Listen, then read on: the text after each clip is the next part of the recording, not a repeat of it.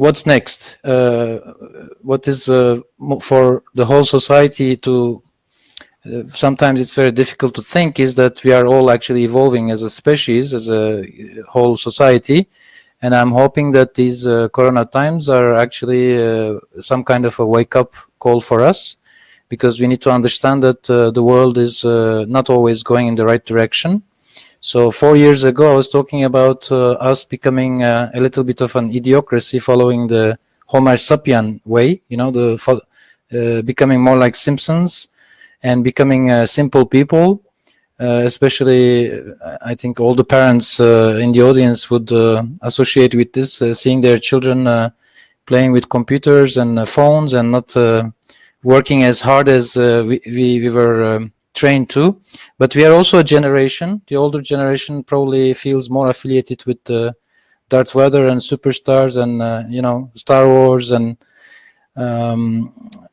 basically the two generations together are evolving right now. But if you look at basically the work environment, that we have turned all our life into a work. That's why many of us are looking for a balance between work and life. What we see is that we actually, with the arrival of the Industrial Revolution more than 100 years ago, we have evolved much faster, and we started processing information and creating marketplaces, globalizing the whole economy. And right now we are in a very interesting turning point, and this was my key point 4 years ago, and it is still the same.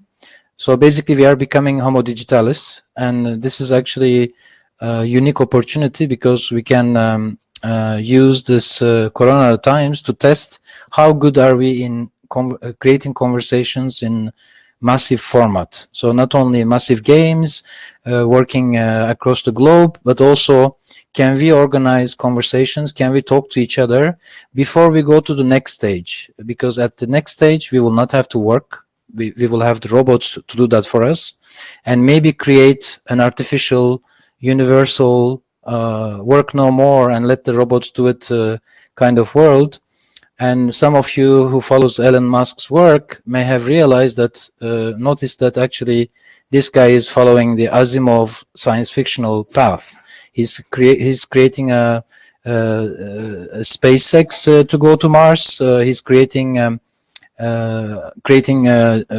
boring and hyper trains under cities, and this would also allow us to turn the whole world into a planet working for us. Okay, so what is so special about the new generation? More or less, we can call them the millennials. That they are hyper social, and what I can see as a new motto for them is "I share, therefore I am." So it's not like before we would we would study, we would learn, and we were crazy about knowledge. The generation before. This generation seems to care much more about sharing than let's say producing or creating art. Sharing seems to be their let's say leitmotif, and that's why our current situation is very crazy and quite pervert, because everybody likes to share, but then we are locked at home and we are now have to share even more. So this is becoming a push in the direction of creating a hyper-social society. And I'm pretty sure that most of you have wondered how we're going to do the next step, because we don't know yet how we can use machines and data to come to this stage where we don't have to think, therefore I am. Meaning is that everything can be done automatically for us. We don't have to think about what to wear, where to go, and even call a taxi and ask the address. No, we can just say, okay, I want to go somewhere, and everything will be served automatically. So this is this is the future that we expect. 4 years ago, my most important observation was that we don't anymore think about the basic needs, but we think more about the Wi-Fi and the internet and the battery. Because when you don't have those, you are just simply disconnected and you cannot share anymore. I hope you feel the same. I mean, today we are connected to each other and to hundreds of people. But if my battery dies, if one of my cables doesn't work, we will just get disconnected. Now, again, COVID maybe has made us aware again that we still need to care about food, about security and family. But I think these two are going together. So in that sense, we still remain hypersocial. And what is there to do? We have now even more hours, more time on the internet. And not just the kids, but the whole family has to now share the same connection. I'm sure many people have even bought a second subscription to their internet so that they don't have to share. So I don't know if this also opens some minds, and if anyone has comments on this. I cannot see right now the chat bot, but it would be great that we can turn this into a conversation. And Elena, I rely on you for this. Yeah. You can also look if we have questions in the chat. You see it also. Where do I see it? I need to, I think, go to the chat. Yeah, well, but at the moment there is nothing. So maybe it will appear when you start with. Okay, so please remind me and read the questions if some interesting questions pop up.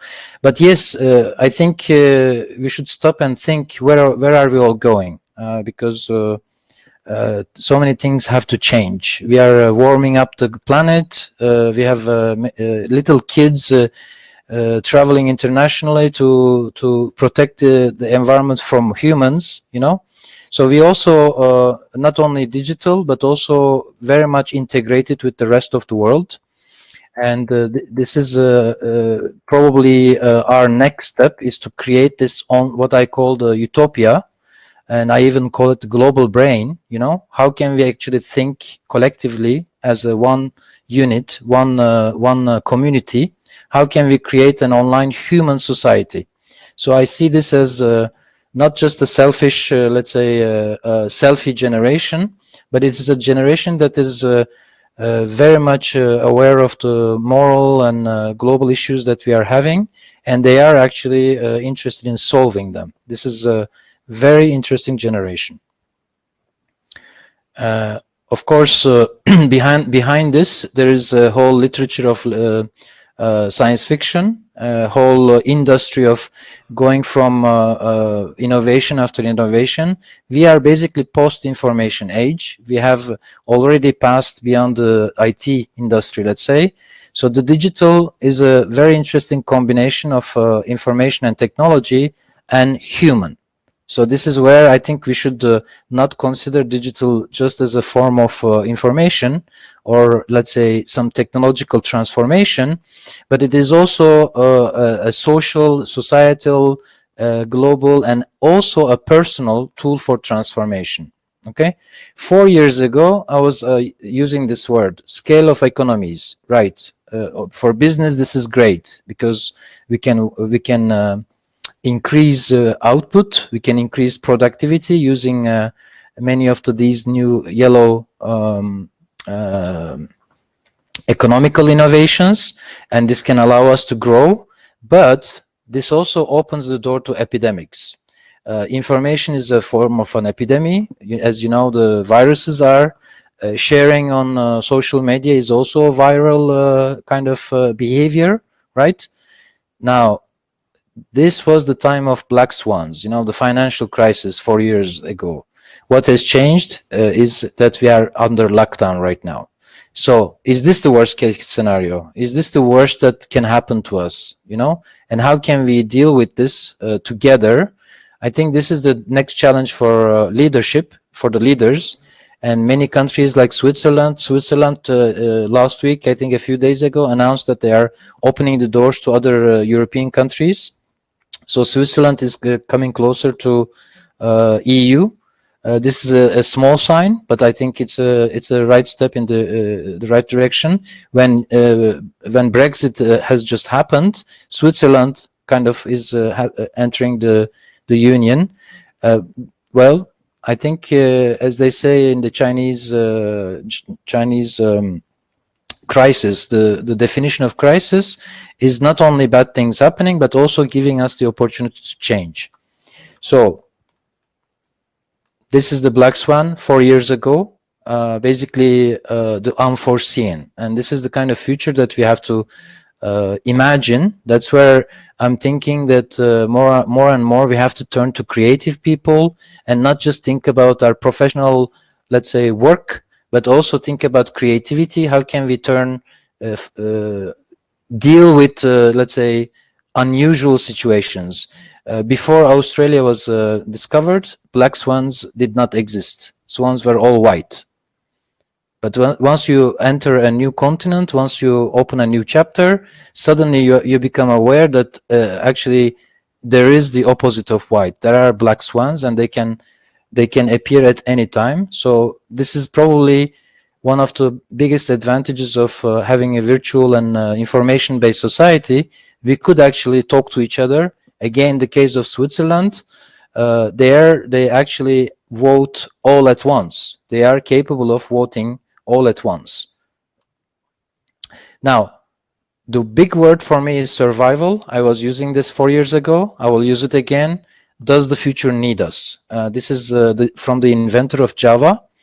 He's a programmer, but when he realized that biological advancement and nanotechnologies, once we go too far, we could eventually create viruses that can go out of control. This is exactly his message, and for I think the last 20 years, he's trying to convince everybody that one day we are going to destroy ourselves by creating a virus that we cannot control. Okay, so this is a very interesting article. I would recommend you to read it. Basically, what he said, what he was afraid of, when was this? In 2000, is happening 20 years later. Okay, now we also have to think about the sources of our imagination, and we can see so many shows, so many dystopian futures. But an important thing is that yesterday there was a talk about gamification and the possibility of restarting. Well, we will not, once the game is over, you know, like in the Pixels movie, we cannot necessarily press the start button and continue. This was my message 4 years ago, and today we are talking about restart. So that's where we go into the domain of Hayek, the economist, who said that humans only learn from very big mistakes. So I think this will be the age of learning our mistakes and use some survival instinct. In economics, we talk about efficiency. You know, in business, we talk about efficiency. But as you can imagine, you cannot just sell and or win deals and save the society. We still need to think about the political efficiencies, social efficiencies, and technical ones. When all the four of them come together, then we have a solution.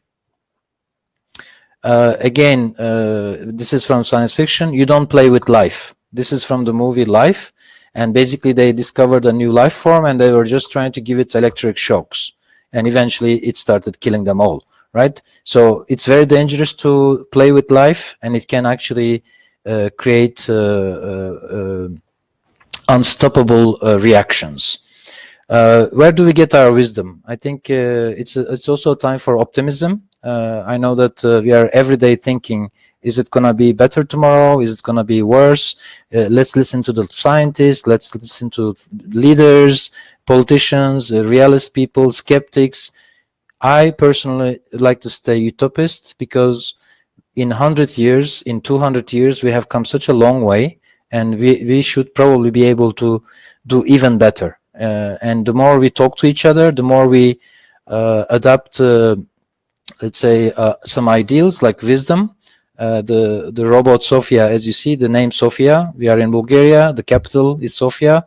The word wisdom, this is not a Hollywood movie anymore. Basically, our worst nightmares are happening.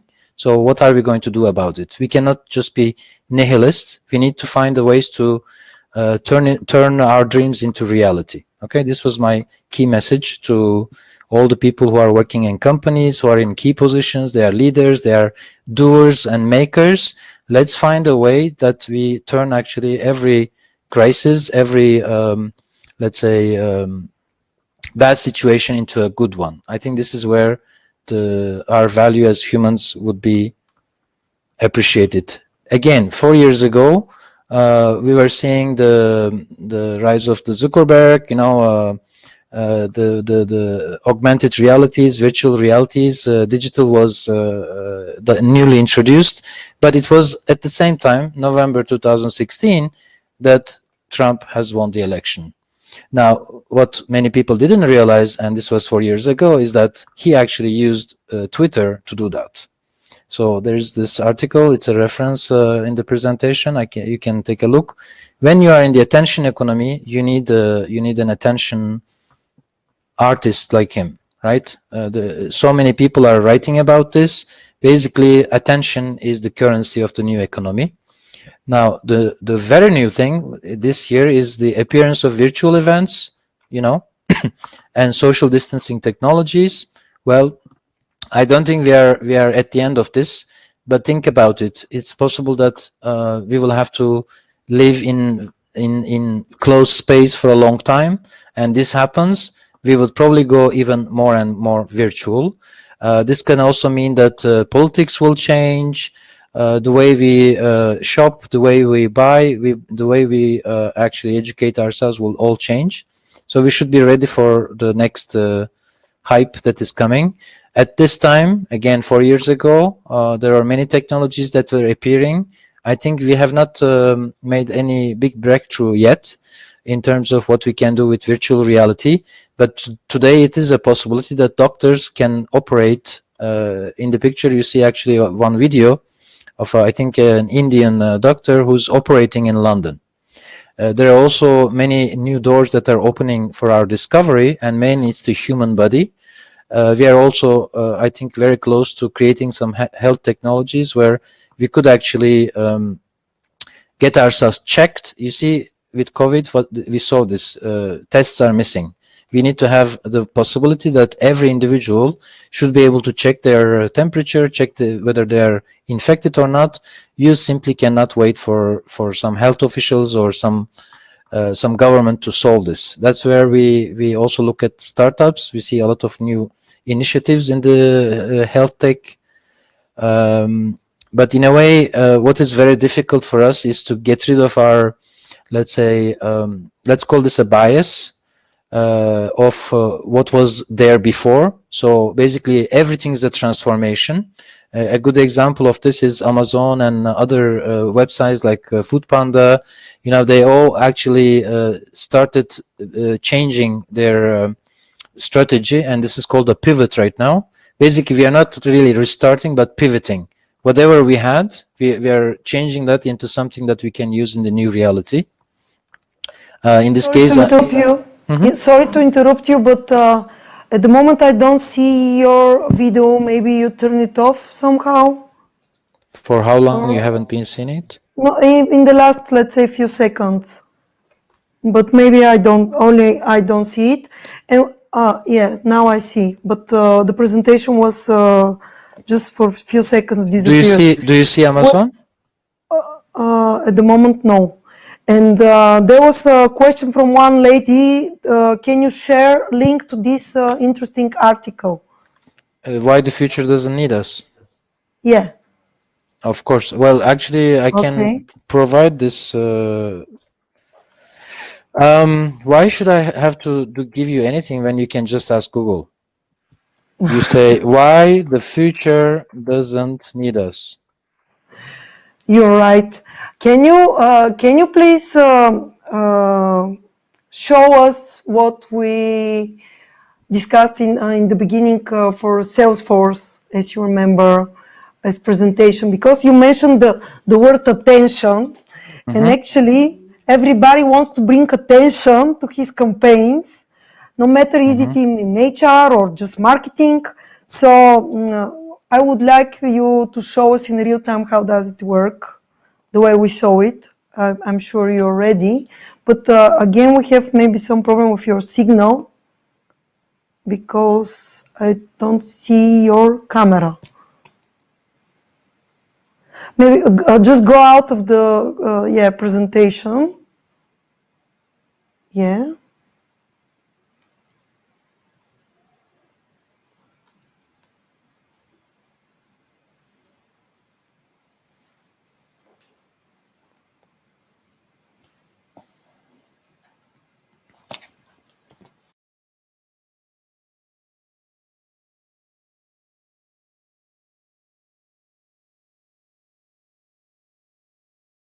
whole space of all the social media. So we have such tools today where you can mine everything that is being said on the social media as long as it is public. If it's private, you cannot. So here's an example where, as you see, this is crunching the numbers of virtual events. So we have 4,200 posts. Okay. Wait a second. I think this is not virtual events. This is employer branding. Okay. So you can switch from one topic to the other. Now I will switch to virtual events. As you see, this is reading everything that is on social media and crunching and showing us how it is distributed over time, day by day, channel by channel. Okay. And basically what you get is how this is distributed in different channels. This is the feed. Okay. And you can even reply directly to the person who wrote it, but it does some more interesting things. It combines all the keywords that are used in 440,000 posts. Okay. So this is in a way, this is what I said in the very first slide. If you're living in a society of sharing, right, even oversharing, you need some tools to listen and understand what they're saying. Okay. Now, this is not such an easy thing. By the way, Elena, is this what corresponds to what you were asking? Yes, yes. That's the platform that you showed me. It's in real time. Social Studio, Salesforce. Exactly. Right. So this is a Salesforce Social Studio. But what you select now, employer branding, just to see on the screen? This is the virtual events. Virtual events. Okay. It is showing me the word cloud of what people are using, the words that people are using in 400,000 posts. Okay. Sorry, but they're also using girls. Somebody's lovesick. Some people are talking about conference. There's a party somewhere. Maybe this is party management. Let's have a look. So if I click on party, that's party management. I click on party, and I will just get virtual events that are partying. Okay. You see? Okay. So you can drill down. Okay. If you say, for example, lovesick, what is this? Is something happening? We could drill down to what is on the surface. Okay. So apparently, you see, lovesick and girls go together. So this is probably a touring musician. Okay. Because they said that there is an online conference. So you basically, you just need to filter this out. We can put filters. The point is this: if you want to know 400,000 posts, what they're talking about, and you can even identify who are the influencers. So you see, this you get here a list of the most trusted and most, let's say, socially trusted brands that are sharing.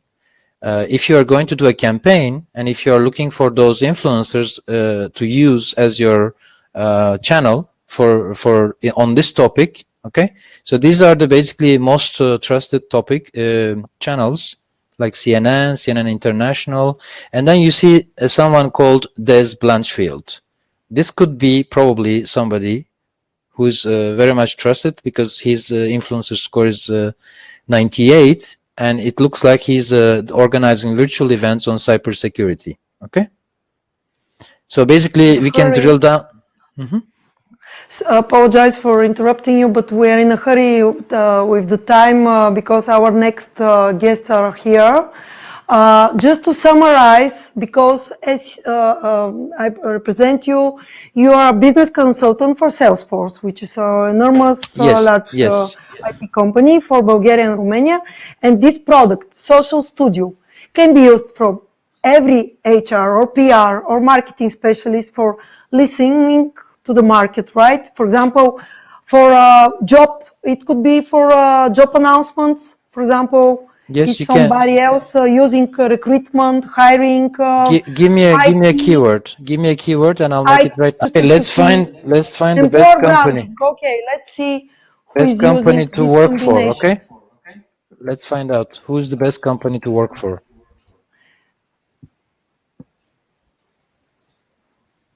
And you can actually choose the languages. You can. So I ask a question. I think you should approach these things in a question and answer style. These are all the posts, and how many of them are there? Only 270 in the last 30 days, where people are writing about the best company to work for. Okay. And you see Glassdoor, for example, browse companies. So this shows up, but this could be anything, as long as it is something that people actually would write, because these are posts. You are listening to posts. You could also do something very, very simple. You could add to any topic. Let me make a new one, and you could just add your let's say party management. Is this your social account, party management? Party management, BG, if it's Facebook, but it depends. BG. Yeah. You see, this is basically, you could just even search yourself to see your posts. We are very active.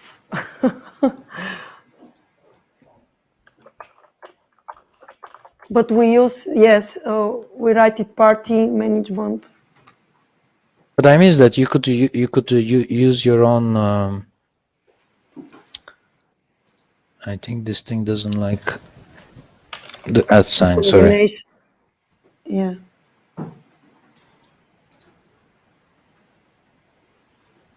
I'm not sure. Just a second. Okay. I need to give it a name. That's all.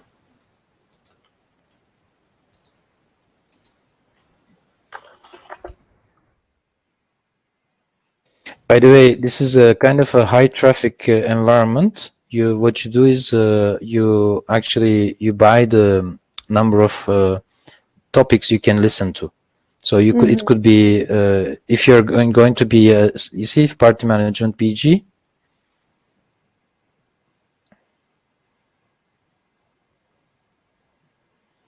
Employer branding, just a sec.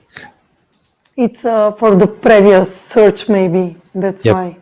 Let's switch. Now it found results for employer branding because we wrote it. Okay, because our time is up and we need to proceed with TELUS. I just want to tell you thank you very much. I want to see, do we have some kind of questions? Yes, we have, and you just to answer this one, and we will proceed with TELUS. International Europe, Diana Grigorova, can this tool work to look for some target HR group or as HR manager, for example, or specific skill as process management? Actually, it's working for a specific combination of phrases or words in social media, right? Basically, the topic, it works by topic. You have to create a topic profile of all the keywords that you are looking for. The only problem is this: you have to be very listening mode. You are not actually, the main problem will be is that if you're trying to identify audiences or a person, a profile, this is not LinkedIn. But if you want to identify somebody by the content of what they write, you have to think like, okay, I'm looking for somebody who's a speaker. For example, we want to find speakers. And if these guys don't have a Twitter account, it will be very difficult to find them. Well, Stephen King, for example, if you actually look for what he writes, you can identify him as an influencer. Maybe you need to think also about your channel approach and say, let me find an influencer who can find me the profiles that I need. So it's better because, we are listening to marketing channel. So you will get marketing people or very famous, for example, vloggers. If you're looking for an influencer, you may want to use this tool not to find your candidates, but the channel to reach those candidates. Use actually your candidates in social, probably. If they write on business topics, because if they don't write on business topics, it's hard to find it. But you are not searching their job qualifications, you are listening to their conversations. So it depends on what they post and how you can find them by the content that they post. Okay, thank you very much for your My pleasure, Elena.